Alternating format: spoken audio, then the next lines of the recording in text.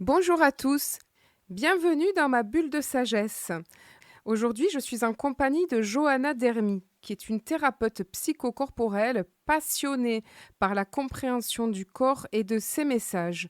Depuis près de 20 ans, elle accompagne les femmes, les hommes, les adolescents, les enfants à retrouver leur équilibre, leur santé, leur liberté de mouvement et leur joie. Bonjour Johanna.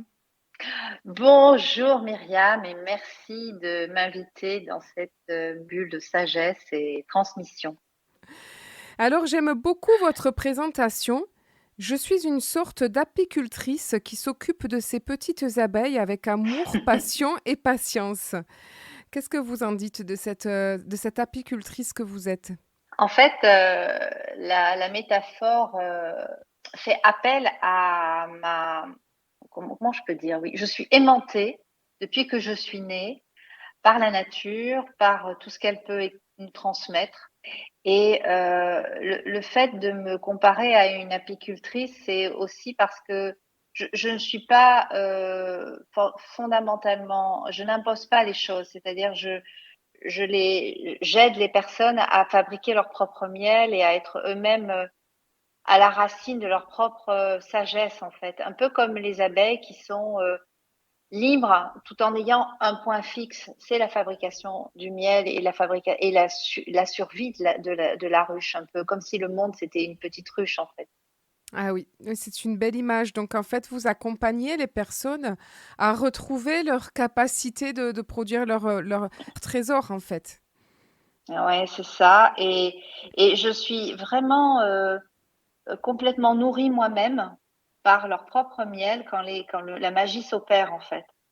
Quand la personne que j'accompagne trouve ses propres mots, trouve ses propres solutions, son propre arrangement. En fait, moi, je mets des petits, un peu comme une petite abeille qui mettrait des petits pollens comme ça. Et puis, la personne les prend ou les prend pas. La personne que j'accompagne, les hommes, les femmes, les enfants, même les tout petits bébés, en fait, puisque je dialogue de manière intuitive avec les bébés.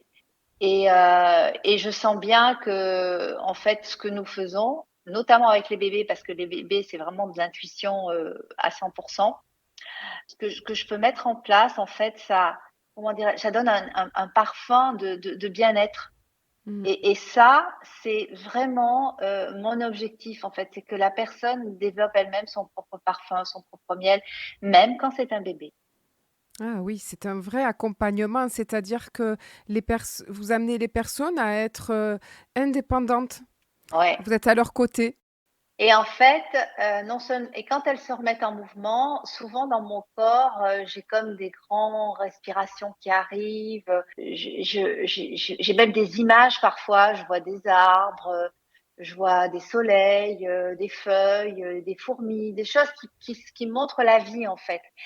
Et ça s'installe comme ça dans la conversation, dans l'intime, parce que la personne, elle arrive, vous savez, quand elle arrive dans le cabinet, elle arrive toute pliée, en fait, toute froissée. Et moi, mon objectif, ça va être de déplier avec elle et de trouver la pliure centrale, c'est-à-dire d'où sont parties les autres pliures, et de l'aider elle-même à repasser, à faire que ses pliures soient toujours visibles, puisque les bleus de l'âme et les cicatrices sont toujours visibles, hein, on le sait, hein, dans nos vies, on porte des cicatrices, qui soient visibles ou invisibles, mais enfin, on en porte, qui sont toujours là, mais que la personne vraiment ait conscience que cette blessure, c'est juste en fait un tissu. Elle ne peut pas se définir entièrement que par sa blessure. Et oui, c'est comme un déguisement. C'est beau l'image du tissu, hein. On enfile un Ouais. déguisement de sa blessure traumatique et on s'identifie à elle. Voilà. Et- Et moi, je la retire avec la personne si elle est d'accord, parce que parfois on n'est pas encore prêt à retirer son déguisement, comme vous dites. C'est un mot très juste, je trouve, déguisement. Et quand la personne est prête, en fait, moi, je suis là pour l'accueillir et puis transformer, enterrer, brûler, faire un rituel avec cette blessure. Eh bien, finalement, je vais faire au mieux et pas forcément être très interventionniste, mais parfois les personnes repartent du cabinet en ayant juste la mission de regarder ce qu'elles mangent tous les jours ou en ayant la mission de prendre un élixir floral de châtaignier tous les matins. c'est pas grand-chose en fait, parce que je pense que si je veux faire trop, je fais pas en fait. Oui, oui. Donc j'essaie de faire peu et surtout d'être très modeste. C'est-à-dire que moi, je suis juste une petite marionnette qui agit et qui agit pour la personne et pour moi aussi, parce que quand la personne va mieux, ben, je me sens bien en fait. Oui, oui. Et ça, c'est un échange en fait. C'est vrai que même je peux avoir des émotions, je peux avoir des larmes qui coulent. Enfin, euh, je pense que ce qui me caractérise aussi, c'est pas forcément que l'apicultrice, mais c'est aussi l'authenticité et l'empathie. C'est Et vous êtes vraiment aussi des une choses. hypersensible, hein, c'est ce que vous avez, c'est comme ça que vous vous Oh présentez. oui, Oui, oui, je suis une hypersensible et donc en fait, j'annonce à la personne, vous savez, on en parle beaucoup de l'hypersensibilité, mais il y a des personnes qui se reconnaissent pas encore en tant qu'hypersensibles. Et quand je dis, en fait, je pense que vous êtes hypersensible, en fait, il y a comme ce fameux déguisement dont vous parliez tout à l'heure, il tombe, en fait. C'est comme si, ah, en fait, c'est pour ça, ah, mais oui, mais c'est pour ça. Et là, vous voyez la personne en face de vous qui fait tous ces liens, et qui retisse un tissu, qui ne sera plus un déguisement, mais qui sera elle-même. Ah, mais c'est pour ça, que ça, que ça, et que ça, et que ça. Eh ben oui, c'est pour tout ça. oui, oui. Et en fait, ça devient un trésor. Alors, on va revenir sur votre parcours. Vous dites que vous avez une richesse de culture parce que vous êtes d'origine franco-française et algérienne, en fait. Oui, ma lignée maternelle est issue de la Basse-Corrèze, Périgord, et puis comme il y a eu beaucoup de chemins dans la paysannerie, de voyages, vraiment on est du sud et plutôt du sud-ouest que du sud-est d'ailleurs. Et l'autre partie, ma lignée paternelle, est issue de Oran. Alors Oran, c'est spécial hein, parce qu'Oran était une ville multiculture, beaucoup plus ouverte. D'ailleurs, elle est au bord de la mer, hein, cette ville, beaucoup plus ouverte qu'Alger. Donc, toute ma famille paternelle est issue de Oran en Algérie. Mais vous savez, chaque ville dans un pays a son identité et apporte aussi quelque chose d'original. Et on peut pas définir un pays uniquement par le pays. Il y a aussi des villes qui sont identitaires et Oran, c'est une ville très ouverte sur l'extérieur parce que c'est une ville de bord de mer, comme toutes les villes de bord de mer d'ailleurs. Comme Marseille, vous voyez, Marseille, c'est ouvert sur l'extérieur. Oui. Comme Nice, voilà, comme toutes les villes de bord de mer, elles ont une identité qui leur est propre. Et donc, oui, mon père était algérien et ma mère est de cette partie-là du sud-ouest de la France. Donc, c'est un mélange. Ma mère est blonde aux yeux bleus et mon père était brun aux yeux marrons et moi je suis brune aux yeux verts. Donc voilà, ça a fait un mélange rigolo. Un beau mélange. Et donc, cette richesse de culture aussi, j'imagine que ça vous apporte à vous une plus grande compréhension de l'être humain. Alors en fait, au départ, c'était pas si simple que ça parce que mes parents se sont rencontrés après la guerre d'Algérie. Donc ma mère a porté un peu ce couple en fait un peu de manière honteuse. Et en fait, moi, j'ai aussi porté cette différence, puisque quand même, Abdelkader Dermi, ça se faisait pas trop dans les années 60 en France. Hein. Donc, en fait, on est en 2023, mais 22, il s'est passé des choses hein, depuis pour que la biculture soit acceptée. Et moi, je pense que par mon premier métier qui était conseiller pour la musique et la danse, et par mon deuxième métier qui était la naturopathie, qui est toujours la naturopathie, en fait, j'ai mixé les cultures. Et c'est pour ça que dans mon parcours, je mixte beaucoup de choses, mais qui ont un point commun, qui est la cohérence et l'équilibre, en fait. Comment me trouver équilibrée dans mon déséquilibre, en fait. Et c'est toute la nature de l'être humain, c'est-à-dire accepter mon déséquilibre de temps en temps et retrouver mon équilibre. Vous voyez, c'est le cycle de la vie, en fait. Et oui, et ça fait partie. Donc, ça vous a mis en route quelque part, en fait, Mm. cette Je pense. première. Mm. Je pense cette honte portée par ma mère, qui finalement, moi, j'en m'en suis servie comme je suis passée par la thérapie pour la remettre en lumière, vous voyez, donc je suis passée par l'ombre, par cette honte, et puis je suis revenue à la lumière et en me disant, mais oui, mais finalement, en fait, c'est un melting pot de culture qui coule dans mes veines et c'est une richesse, en fait. Oui. Et c'est pour ça que je peux modestement accompagner aussi l'autre dans sa différence, en fait parce que je l'ai connu de manière cachée puis en lumière dans mon histoire en fait, dans mon parcours. Vers l'âge de 25 ans, vous vous passionnez pour les Ouais, plantes et vous faites une ouais. belle rencontre. Est-ce que vous avez envie d'en parler? Alors oui, en fait, j'ai fait une rencontre avec les plantes quand je suis née, puisque moi, je suis issue d'une lignée maternelle entre guillemets, de sorcières blanches, puisque nous connaissons dans notre lignée les plantes, les champignons, les arbres. Nous cultivons également notre jardin. Donc cette richesse de la paysannerie française, elle est diffuse aussi, diffusée par mes arrière-grand-mères, ma grand-mère et ma mère en fait.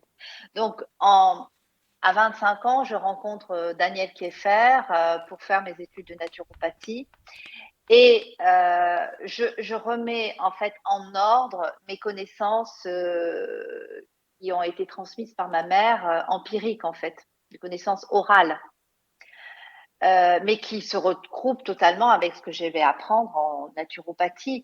Et également, comme nous avons commencé avec ma mère à faire nos propres élixirs de Bach, les élixirs floraux, en Auvergne, en fait, tout ça converge vers des études de naturopathie. Et ça me paraît totalement logique que je commence des études de naturopathie avec mon parcours, en fait. Oui. Donc cette rencontre avec Daniel Kieffer me passionne. Je commence mes études de naturo à 25 ans et je finis mes études de naturo et ensuite j'intègre le groupe d'enseignants chez Kieffer et je vais enseigner pendant à peu près une dizaine d'années au Sénato chez Daniel Kieffer. Voilà. Et puis vous avez fait d'autres rencontres essentielles, vous me disiez, qui ont beaucoup compté dans votre cheminement. Alors, Alors oui, oui, oui, ça j'ai vraiment envie d'en parler parce que ma première vraie rencontre, c'est moi-même qui l'a faite avec la radio, avec France Culture à l'époque. Et donc là, on est en 78, j'ai 15 ans. Et j'adorais France Culture et je tombe sur une émission qui parle du Yiking avec Cyril Javary, qui est un monsieur qui a fait beaucoup de chemin depuis. Et cette série de 5 émissions me plonge dans le yiking et donc je me mets à faire des tirages de yiking avec les tiges d'aquilée, puisque maintenant on n'en parle plus, mais le yiking à la base c'était des tirages avec les tiges d'aquilée et non pas les pièces de monnaie. Et donc là je commence une introspection et un auto-travail sur moi-même avec ce livre des transformations. Je ne sais pas si vous connaissez le yiking, si on a le temps d'en parler. oui, on y reviendra, Voilà, bien on y sûr. reviendra. Oui. Voilà. Et ça, c'est une de mes premières mises à l'épreuve qui m'est donnée par l'univers et qui me dit, bon, là, tu as le leaking dans les mains, maintenant, à toi d'en faire quelque chose. Et c'est un livre qui est toujours sur ma table de nuit depuis maintenant près de 30 ans, 35 ans même. Et donc, je ne l'ai jamais quitté. Et c'est un livre qui aide à la décision. C'est le livre le plus ancien, pratiquement le plus ancien avec le livre des morts du Tibet, qui existe au monde en fait sur l'équilibre du yin et du yang. Donc c'est le livre qui a donné naissance à la médecine chinoise. Ah oui, d'accord. Et ce qui explique après toutes vos orientations et Ouais, voilà, votre parcours vers le corps, notamment. c'est ça. Parce qu'en fait, comme j'aimais beaucoup la métaphore, j'adorais Baudelaire aussi à l'époque. Tout ce qui est métaphore, en fait, me passionne. La langue des oiseaux me passionne. Et donc là, je commence à plonger, mais par la grande porte, puisque le yiking, pour apprendre seul le yiking, c'est quand même vraiment pas évident. C'est un livre extrêmement opaque pour qui ne sait pas lire entre les lignes. Et je plonge et je ne me suis pas arrêtée depuis 1978 en fait. Ça a été vraiment le début de plein de choses. Après, j'ai fait partie de l'association Santé Cancer à Clermont-Ferrand où nous avons fait venir le docteur Tubéry. Vous savez, c'est celui qui a ramené le desmodium d'Afrique. Le docteur Lambin d'Ostromont qui a vraiment révélé la médecine quantique en France en 87, en 80. Gita Malaz aussi, à qui j'ai fait dédicacer le dialogue avec l'ange. Vous voyez, j'ai absolument, et je me rendais pas compte en fait à l'époque que c'était aussi dans ce que j'étais en train de faire. Pour moi, ça me paraissait Eh normal. oui, vous étiez jeune en plus. Ah ouais, j'étais hyper jeune. J'ai commencé à faire du pendule, j'avais 15 ans. Et c'est Mm. maintenant avec le recul que vous prenez conscience que c'était quand même pas des personnes anodines. C'est Eh oui, ben, Myriam, c'est tout à fait ça. eh oui. Je me dis, mais quand même, et j'allais les voir, et Gita Mala, je suis allée la voir à la fin de sa conférence, je lui ai demandé une dédicace pour mon livre, enfin, mais pour moi, mais je dis pas ça, c'est pas de la fausse modestie, hein, c'est vraiment, on était sur le même, je dis ça avec vraiment beaucoup de modestie pour le coup, sur le même niveau de conscience en fait. Et qu'est-ce Et qu'elle vous c'était a... tellement bon. Est-ce que vous vous rappelez de ce qu'elle vous a dit, notre chère Gita? Oh oui, Parce que... elle m'a écrit dans le livre que j'ai toujours lu. Celui-là aussi, il est avec le Yiking sur ma table de nuit. La joie est l'air du monde nouveau. Ah oui. C'est ce qu'elle a écrit. Mhm. Elle a signé Vita. Et ça, c'est, j'avais 20 ans. Eh bien, vous avez beaucoup de chance. Et vous n'avez pas fini vos rencontres. Vous avez ensuite rencontré Isabelle Filiosa. Oui, alors Isabelle, je me suis formée avec elle au tout début quand elle a monté. C'était le tout début de ses propositions de formation. Donc j'ai fait 3 ans de formation avec Isabelle Filiosa pour pouvoir être thérapeute psychocorporelle spécialisée dans les émotions. Et donc, ça a été un grand moment puisque sa façon de transmettre, c'était elle qui transmettait, c'était pas du tout des élèves à elle ou des personnes qu'elle avait formées. J'étais donc en direct avec Isabelle et je l'ai suivie pendant 3 ans. J'étais supervisée par elle et je me suis performée dans l'accompagnement des émotions. Ça m'a vraiment encore plus appris parce qu'en fait, sa formation, c'était se former soi-même et guérir soi-même également ses blessures. Et donc, être actif nous-mêmes dans notre transformation d'accompagnant. Donc, c'était vraiment une formation très, très intéressante, très constructive, instructive et en même temps réaliste. Nous n'étions pas avec des papiers et des crayons en train de noter, nous étions vraiment dans le vivant, dans ce que nous étions nous-mêmes, en fait, guidés par Isabelle. Et puis j'ai rencontré aussi Monique Grande, qui elle a été un déclic pour l'accompagnement du féminin. Et c'est comme ça que je me suis spécialisée, je me suis formée avec Monique Grande et Isabelle Filiosa, Daniel Kieffer, enfin toutes ces personnes dont on vient de parler, plus Monique Grande et dernièrement Jean-Charles Combray sur la méthode ECO. Eh bien, je me suis lancée dans la formation et l'animation de cercles de parole de femmes parce que j'ai animé des cercles de parole de femmes pendant plus d'une vingtaine d'années. Eh oui. Vous êtes toujours dans l'émission Bulle de sagesse avec Myriam. Je suis en compagnie de Johanna Dermy. Johanna Dermy, qui est donc une thérapeute psychocorporelle passionnée par la compréhension du corps et de ses messages et qui accompagne depuis 20 ans les femmes, les hommes, les adolescents, les enfants à retrouver leur équilibre, leur santé, leur joie de vivre aussi. Alors, Johanna, vous étiez en train de nous dire un peu toutes les rencontres qui vous ont forgé, qui vous ont formé, qui vous ont appris plein de multiples outils pour mieux accompagner. Vous veniez de nous parler de Monique Grande et qui était cette personne qui vous a révélé un peu votre, si je peux dire ça comme ça, votre particularité d'accompagnement de la féminité. En fait, dans mon parcours, je terminais ma formation avec Isabelle Filiosa. Donc, j'avais l'intention de faire des groupes thérapeutiques autour des émotions. Et j'ai été invitée à participer à des conférences et à un congrès donné par le Souffle d'Or, je crois. Donc, c'était les 20 ans du Souffle d'Or, ou les 10 ans du Souffle d'Or.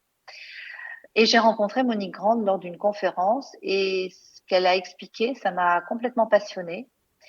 Et elle proposait à la suite de cette conférence une formation sur une semaine coupée en plusieurs jours ou 15 jours sur une année. Et donc, je me suis inscrite. Et ce qui m'a permis en fait de réunir à la fois mes compétences de naturopathe, et puis j'enseignais déjà à cette époque-là, donc j'avais déjà aussi la compétence de l'accompagnement du groupe par l'enseignement en naturopathie, l'accompagnement dans les émotions, donc grâce à tout mon travail avec Isabelle Pinoza, et en fait pour finir à l'accompagnement du féminin, puisque le féminin c'est la voie sacrée de la guérison.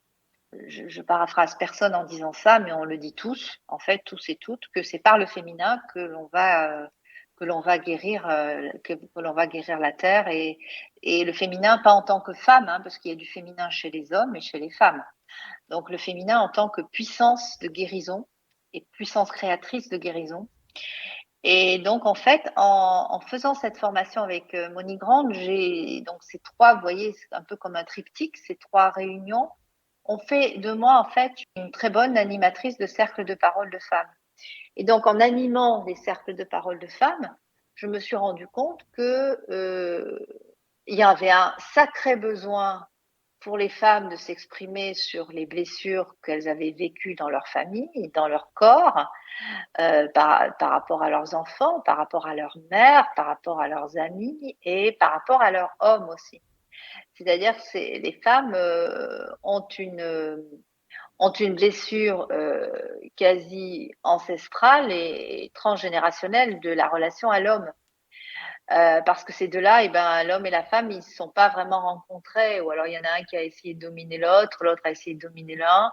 Ça a été compliqué. Donc, et là aujourd'hui, en fait, ce que nous propose la Terre mère, c'est de nous réunir, de réunir nos puissances en fait, notre puissance de femme et notre puissance d'homme, et d'être à égalité, mais pas à équalité, mais plutôt à égalité, c'est-à-dire d'être ensemble. Comme le disait Pierre Rabhi, s'il y en a un qui avance pas, personne n'avance en fait. Oui. D'avancer ensemble. Et c'est le propos en fait de mon travail aujourd'hui, c'est d'accompagner les hommes et les femmes, Mhm. de leur expliquer qu'en eux il y a du féminin, parce que pour expliquer à un homme qu'il y a du féminin en lui, quand on lui explique, quand on lui montre, eh bien il est super content parce qu'il se dit ah mais c'est pour ça que je suis sensible, c'est pour ça, et donc il accepte. Un homme a le droit de pleurer, une femme a le droit d'être en colère. Vous voyez, je caricature parce qu'on est sous format court, hein, donc je me permets de caricaturer, mais bien sûr que c'est beaucoup plus complexe que ça. Mais c'est bien ça dont il s'agit en fait. Oui. C'est comment est-ce qu'on peut être ensemble avec nos différences tout en les acceptant, Oui. parce que la femme porte les enfants, l'homme porte la semence, mais c'est vrai dans toutes les sociétés des mammifères. C'est ainsi, mais comment est-ce que dans toute cette différence-là, nous pouvons être ensemble et accepter notre différence? Et vous avez aussi créé cet accompagnement des thérapeutes donc vous l'avez intitulé Lune à femme. Vous avez créé votre Oui, propre formation de c'est thérapeute en ça. fait. C'est ça, parce qu'en fait, l'UNAFAM, c'était vraiment la création de mes animations de groupes de femmes. Donc, j'ai animé des groupes d'adolescentes, donc c'était l'UNADO, enfin voilà, c'était avec la Lune. Et l'UNAFAM formation, donc LFF, en fait, je l'ai créée parce que encore une fois, vous savez, on a parlé au début de cette volonté quasi chevillée à mon corps et à mon cœur d'améliorer, d'engendrer, d'être sûr. Et c'est pas du tout cuit les petits oiseaux hein, quand je dis ça, mais c'est vraiment de transmettre en fait, dans cette volonté de transmettre. Parce que je dis volonté parce qu'il faut un sacré courage aujourd'hui pour transmettre et pour oser sa parole et oser dire et oser être dans sa parole, hein, comme disent les Dakota, pour marcher sa parole, il faut de la volonté aujourd'hui. Oui. Et donc, pour marcher ma parole et pour aller encore plus loin, parce que ben, vous l'avez compris, hein, je me suis jamais vraiment arrêtée, pour aller encore plus loin, et par la création du livre aussi que j'ai eu la chance de réaliser avec une co-autrice, Serena Zegrino, sur les cycles de la femme, donc les cycles accompagnés avec les rituels. J'ai vraiment pensé qu'il fallait que je crée une formation cohérente sur apprendre aux thérapeutes à comment faire un rituel, qu'est-ce que c'est qu'un cycle, qu'est-ce que c'est que les éléments, qu'est-ce que c'est que le cercle, pourquoi est-ce qu'on se met en cercle, qu'est-ce qu'on y fait dans le cercle, c'est quoi la roue médecine, c'est quoi les phases du cycle et en fait tout ça dans une manière cohérente, c'est-à-dire qu'on a 3 jours en visio où les personnes sont enseignées en 3 jours, donc où elles reçoivent des informations qui sont bien cadrées et planifiées, et elles ont 3 jours, ces femmes, en formation en stage résidentiel, où pendant 3 jours, elles vont faire des rituels entre elles qu'elles ont préparés préalablement. En fait, c'est une formation en 6 jours. Voilà. Et donc ensuite, j'ai créé une co-vision, un accompagnement entre elles et avec moi-même pour les aider à continuer donc de répondre à leurs questions et puis d'aller encore plus loin, de faire des groupes de travail. Mais j'ai pas l'intention de m'en arrêter là. J'ai envie aussi d'ouvrir aux hommes thérapeutes pour qu'ils leur apprendre à faire des cercles d'hommes. J'ai envie d'apprendre à faire des cercles d'adolescents. Alors Enfin, vous ça, voyez, donc c'est carrément novateur parce que les cercles d'hommes, à ma connaissance, il y en a. ah, il y en a? Ah oui, oui, il y en a. Vous savez, c'est Guy Corneau qui a initié ça, beaucoup. Ah oui. Guy a fait énormément. Donc, ils sont autogérés, c'est-à-dire que les cercles d'hommes s'autogèrent. Mais il y a des cercles d'hommes, il y en a de plus en plus. Et c'est vraiment passionnant parce que, en fait, il est intéressant que les hommes et les femmes travaillent chacun dans leur coin pour après se retrouver. Eh oui. On peut Alors, pas faire travailler les femmes seules et les hommes seuls avec les hommes au début. Il y a des blessures à guérir de chaque côté. Et après, travailler ensemble. alors, Johanna, nous arrivons à la fin de cette passionnante interview. Eh bien, je vais vous laisser le petit mot de la fin. Qu'est-ce que vous aimeriez nous dire? Alors, ce que j'aimerais dire, c'est que d'abord, je vous remercie de m'avoir permis de m'exprimer parce que c'est toujours très constructif et de pouvoir s'exprimer, pour moi en tout cas. Et en même temps, je remercie ceux qui peuvent m'écouter. Puis, je remercie la vie parce que c'est grâce à elle qu'on est là. Merci, Johanna. À bientôt, Myriam, et merci beaucoup.